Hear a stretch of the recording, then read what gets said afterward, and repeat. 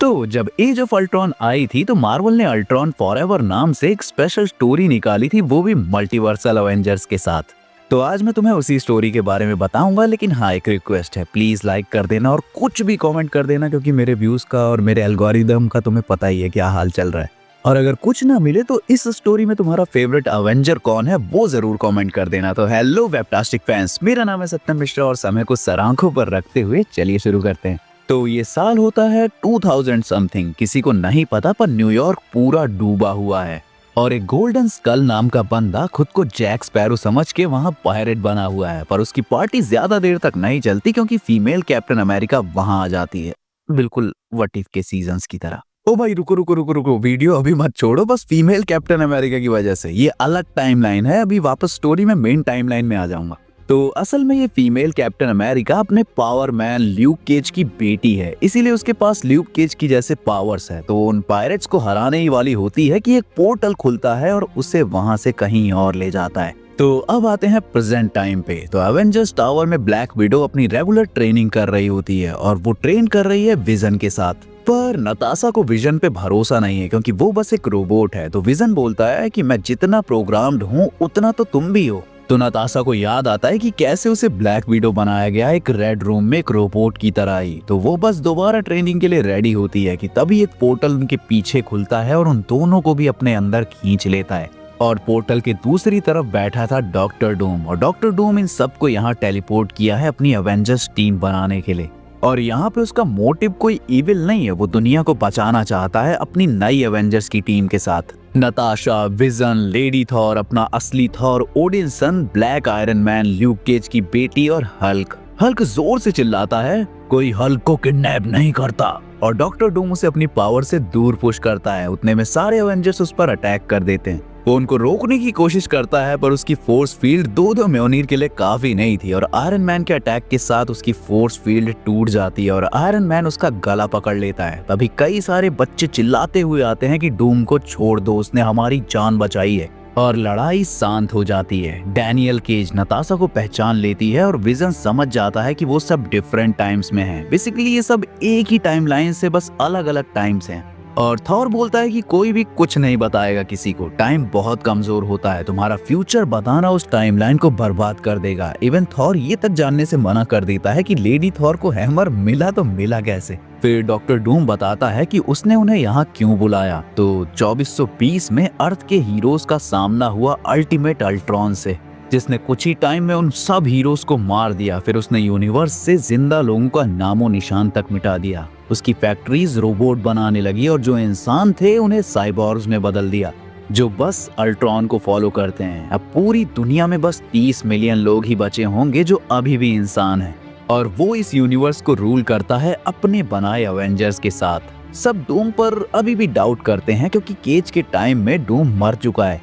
तो विजन बोलता है वो डूम नहीं, पर ये डूम सच बता रहा है। डूम बोलता है कि चुप हो जा अल्ट्रॉन के बेटे, तुझे तो यहाँ किसी ने इनवाइट भी नहीं किया था। तो विजन बोलता है कि नहीं, पर मैं अकेला हूँ जो तुम्हें जानता हूँ। तो तू चाहता है कि मैं सबको बताऊं कि इस मास्क के पीछे कौन है? डूम बोलता है कि मैं डूम ही हूँ, मैं अकेला डूम हूँ। तो विजन बोलता है अगर तुझे ऐसे ही गेम खेलने हैं तो ठीक है एवेंजर्स, अभी के लिए मैं इस डूम की रिस्पॉन्सिबिलिटी ले सकता हूँ, पर जल्द ही डूम को अपना सीक्रेट बताना पड़ेगा। तो लड़ाई शुरू होती है। अल्ट्रॉन की सारी फैक्ट्रीज कंट्रोल होती हैं एवेंजर्स टावर से। तो आयरन मैन और विजन वहां टेलीपोर्ट करते हैं और ब्लास्ट करके अंदर घुस जाते हैं। बाकी अगर मैं बताना भूल गया तो ये ब्लैक आयरन मैन अपना रोडी ही है। तो जैसे ये दोनों अंदर जाते हैं, इन पर अल्ट्रॉन अवेंजर्स का अटैक होने लग जाता है। अल्ट्रॉन हॉकआई आयरन मैन पर शूट करता है। विजन अल्ट्रॉन स्पाइडर वुमन पे फायर करता है, पर तभी अल्ट्रॉन विजन उस पर अटैक कर देता है। उधर नताशा, केज और हल्क चुपके से फैक्ट्री के कंट्रोल सेंटर में घुस जाते हैं, पर वो कितना भी चुप कर जाएं, सामने अल्ट्रॉन विडो साइबॉर्ग ह्यूमंस को लेके खड़ी होती है और उधर उनकी फाइट चालू हो जाती है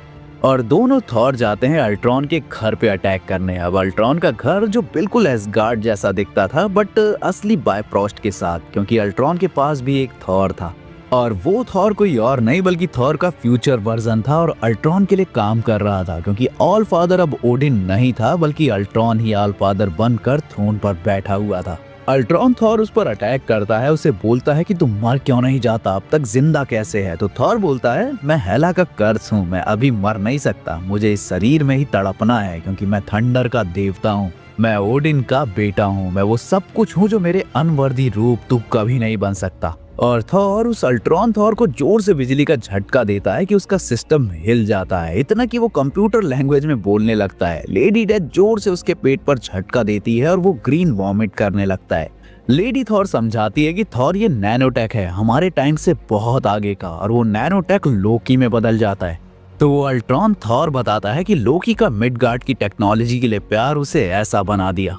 ये बस उसके कई रूपों में से नया रूप था जो अल्ट्रॉन के लिए बिक कर मेरे अंदर उसके लिए काम कर रहा था। और वो वाला थॉर उस नैनोटेक लोकी को डिस्ट्रॉय कर देता है और तीनों थॉर रेडी होते हैं अल्ट्रॉन से लड़ने के लिए। उधर डूम घर पे बैठ के सब कुछ देख रहा होता है। उसे पता था कि थॉर मर नहीं सकता, तो वो उसका बेस्ट चांस है, और लेडी थॉर मर भी गई तो उसके हैमर को वापस उसके टाइम में पहुंचा देगा, जिससे कोई पैराडॉक्स क्रिएट नहीं होगा। इधर विजन अभी भी प्रॉब्लम में था और अल्ट्रॉन का कैप्टन अमेरिका रोडी के सूट को कंट्रोल करने की कोशिश करता है। तो रोडी बोलता है सॉरी दोस्त, मेरा सूट ओल्ड स्कूल है, अभी तक वाईफाई नहीं लगवाया है इसमें, और वो अल्ट्रॉन कैप्टन अमेरिका का सर ब्लास्ट कर देता है। वो हॉकाई को भी ब्लास्ट कर देता है और फिर विजन को भी दूर खींच लेता है और दोनों फ्री हो जाते हैं। पर उधर दूसरी तरफ बिल्कुल उल्टा हो चुका था। कैप्टन अमेरिका की शील्ड हल्क के जा लगी थी और उसका सर धड़ से अलग हो चुका था। डॉक्टर डूम कंफ्यूज था कि कहीं उसने गलती तो नहीं कर दी, ये हल्क मर नहीं सकता, अब टाइमलाइन के लंगर लग जाएंगे। पर तभी वो नोटिस करता है कि वहाँ कोई खून ही नहीं बहा हल्क की बॉडी से, और हल्क की छाती से ब्रूस बैनर का फेस बाहर आ जाता है। वो अल्ट्रॉन विडो उस पर अटैक करती है, पर हल्क शील्ड पकड़ के वापस विडो पे फेंकता है और विडो के टुकड़े टुकड़े कर देता है। तो असल में हल्क खुद पर एक्सपेरिमेंट कर रहा था ताकि वो कभी भी अपनी नॉर्मल बॉडी में आ सके, और इसकी वजह से उसकी बॉडी पूरी वॉप हो चुकी थी। तो हल्क फिर अपना सर वापस अटैच करता है अपनी बॉडी से, और बैनर अभी भी उसकी छाती पर था।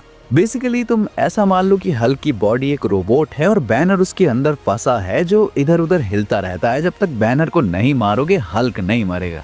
एंड फाइनली ये लोग भी जीत जाते हैं, और अब थी आखिरी प्रॉब्लम उनके सामने, ऑल फादर अल्ट्रॉन। और तीनों थॉर मिलकर उस पर अटैक करते हैं, पर अल्ट्रॉन पर असर तक नहीं होता उनके अटैक से। और फिर अल्ट्रॉन खड़ा होकर बोलता है लगता है तुम लोग ध्यान नहीं दे रहे थे, मैंने ओडिन की पावर्स अपने अंदर ली हैं, मैं हूँ ट्रू गॉड, मैं हूँ मशीन्स का देवता, मैं हूँ ओडिन, मैं धरती जीत चुका हूँ, बचाने के लिए यहाँ कुछ नहीं बचा है, मैं सब कुछ देख सकता हूँ, पर फिर भी मैं ये नहीं देख पा रहा हूँ कि क्यों तुम लड़ रहे हो, आखिर क्यों। थॉर अल्ट्रॉन का अटैक खुद पर लेके अपना म्योनिर लेडी थॉर पर फेंकता है। तो म्योनिर दोनों ओडिन की पावर से भरे हुए एक साथ वो रैम्स को तबाह कर सकते हैं, और लेडी थॉर उन दोनों को एक साथ क्लैश करती है और स्पेस टाइम को पाड़ते हुए उस लाइटनिंग को समन करती है जिसने यूनिवर्स को बनाया है, और अल्ट्रॉन वहां से गायब हो जाता है, पता नहीं कहां पर। कहानी अभी बाकी है। एंड उधर अवेंजर्स टावर्स में विजन भी दूसरे अल्ट्रॉन करप्टेड विजन को मार देता है, जो कि लास्ट अवेंजर बचा था, और आयरन मैन उस मशीन को तबाह कर देता है जो फैक्ट्रीज को कंट्रोल कर रही थी। पर जैसे ही वो तबाह हुआ, मशीन्स की पावर्स बैकअप कंप्यूटर तक चली गई, जो कि नताशा की टीम को अब तक नहीं मिला था। तभी डूम उन्हें अपने पास बुलाता है कि बैकअप नेटवर्क ढूंढने में सालों लगेंगे और ह्यूमैनिटी को बचाने में भी। पर अल्ट्रॉन और उसकी फैक्ट्रीज तबाह हो चुकी हैं, तो अब तुम लोगों के वापस जाने का टाइम आ गया है, तुमने फ्यूचर को बचा लिया है। चुप कर डूम, तू अभी भी नहीं बदला, सब लोग ऊपर देखो, ये डूम का हाइड आउट नहीं है, तुम अभी अल्ट्रॉन के बैकअप कंप्यूटर में ही खड़े हो, और जो बचे हैं वो असल में डूम के बायो स्लेव्स हैं जो उसने अल्ट्रॉन से छुपकर बना लिए हैं। तो सब कुछ फैक्ट्री स्लेव सब कुछ अब डूम का हो चुका है, और इसमें अवेंजर्स ने उसकी मदद की और उसने सबको वापस वहां से बाहर टेलीपोर्ट कर दिया, और फ्यूचर अब डूम के हाथ में था। डॉक्टर डूम अब मशीन्स का नया गॉड था, पर वो सारे अपने टाइम में नहीं गए, बल्कि वो गए अभी अभी फ्री हुए एसगार्ड में, जहां विजन पर प्रेशर आ गया क्योंकि उसने वाउच किया था डूम के लिए सबसे पहले। कोई उस पर ट्रस्ट नहीं करता, इवन नताशा भी नहीं।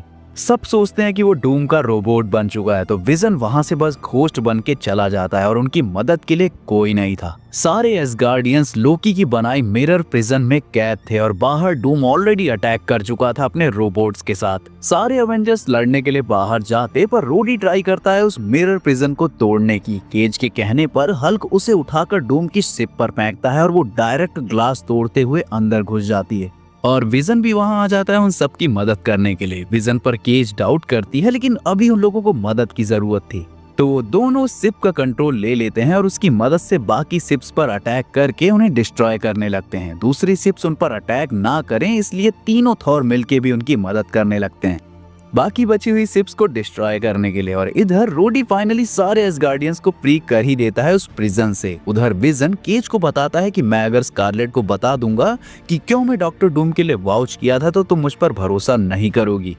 तो कैप्टन विजन की बात मानकर उस शिप से कूद जाती है और विजन उस शिप को क्रैश करवा के डूम बॉट्स को मार देता है।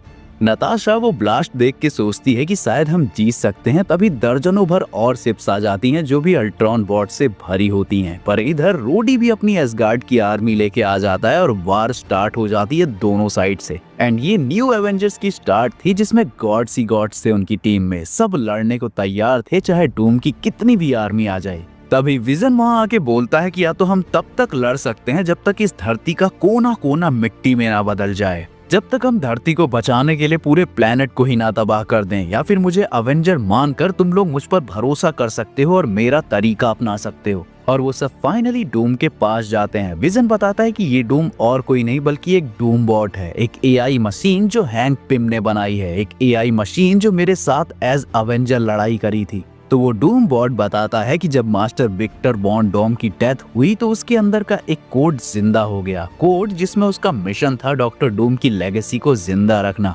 तो वो खुद बना अकेला डॉक्टर डूम और वो इस नाम पर ही वर्ल्ड पर राज करेगा। तो विजन कहता है कि तू तो कहता है कि तू डॉक्टर डूम है, पर रियल डॉक्टर डूम कभी किसी और के दिए पुराने ऑर्डर्स फॉलो नहीं करेगा, जैसे तू अपने डेड मास्टर के ऑर्डर फॉलो कर रहा है। और कौन सी लेगेसी पूरी करेगा तू, उस डूम की जो अपने ईगो के लिए दुनिया जलाना चाहता था, या उस किंग की जो अपने लोगों की खुशी के लिए कुछ भी करने को तैयार था। हम सब ह्यूमंस हो या रोबोट, सब किसी न किसी तरह प्रोग्राम नहीं है। एक बार मैं अल्ट्रॉन का चमचा था और तू डॉक्टर डूम का है, पर हैंक पिम की मदद से हम फ्री हुए और दोनों एवेंजर बने। तो फाइनली हम दोनों फिर से आमने सामने हैं, तो क्या फिर से तू फ्री हो सकता है Victor? And finally Doom free हुआ। उसने इंसानों को साइबॉर्ग और स्लेवरी से फ्री किया एंड उसने अर्थ को प्रोग्रेस किया, एक हेवन बनाया। ये था नया डूम और सब अपने अपने टाइम में वापस चले गए। इवन कैप्टन अपने टाइम में वापस चली गई जहां ब्लैक विडो ऑफ एवेंजर्स की लीडर थी, क्योंकि टाइम कोई भी हो एवेंजर्स हमेशा रहेंगे। तो ये थी कहानी अल्ट्रॉन फॉरएवर की। अब तुम अपना फेवरेट एवेंजर बताओ इस स्टोरी में कि तुम्हारा फेवरेट कौन था, और अगर तुम्हारा कोई क्वेश्चन है तो वो भी कॉमेंट जरूर कर देना और वीडियो को लाइक करना बिल्कुल मत भूलना। तो मैं मिलता हूँ किसी और वीडियो के साथ, तब तक के लिए बी वेबटास्टिक, बी फैंटास्टिक।